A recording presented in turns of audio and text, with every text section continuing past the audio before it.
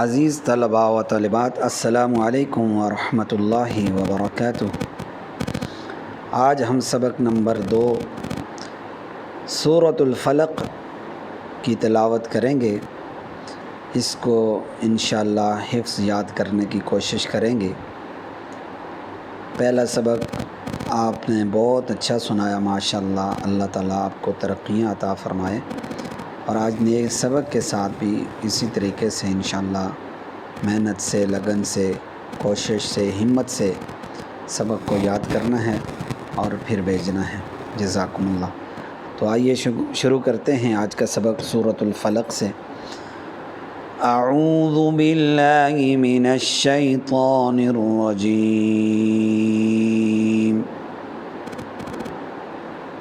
بسم اللہ الرحمن الرحیم۔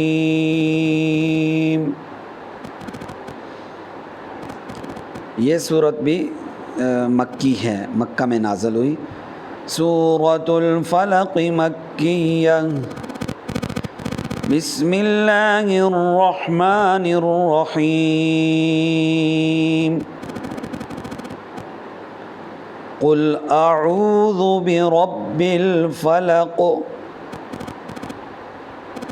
قل اعوذ برب الفلق، قل اعوذ برب الفلق۔ قاف پہ ہم نے وقف بھی کرنا ہے اور قلقلہ کرنا ہے۔ قلقلہ کہتے ہیں آواز کو حرکت دینا، اور قلقلہ حروف 5 ہیں، قاف، طا، با، جیم، دال۔ ایک دفعہ پھر اس کو پڑھ لیتے ہیں، اس آیت کو۔ قل اعوذ برب الفلق من شر ما خلق، من شر ما خلق، من شر ما خلق، ومن شر غاسق اذا وقب۔ یہ با پہ بھی ہم نے قلقلہ کرنا ہے۔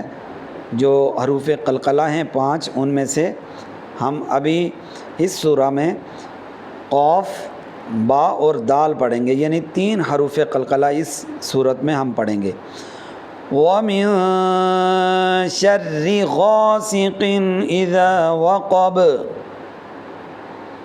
وَمِن شَرِّ غَاسِقٍ إِذَا وَقَبَ، وَمِن شَرِّ النَّفَّاثَاتِ فِي الْعُقَدِ، وَمِن شَرِّ النَّفَّاثَاتِ فِي الْعُقَدِ، وَمِن شَرِّ النَّفَّاثَاتِ فِي الْعُقَدِ، وَمِن شَرِّ حَاسِدٍ إِذَا حَسَدَ، وَمِن شَرِّ حَاسِدٍ إِذَا حَسَدَ۔ ایک دفعہ دوبارہ میرے ساتھ دہرائیں، میرے ساتھ ساتھ پڑھیں۔ قل اعوذ برب الفلق من شر ما خلق، ومن شر غاسق اذا وقب، ومن شر النفاثات في العقد، ومن شر حاسد اذا حسد۔ آئیے اب ہم اس کی ایک دفعہ تلاوت کرتے ہیں۔ سورۃ الفلق مکیہ، بسم اللہ الرحمن الرحیم۔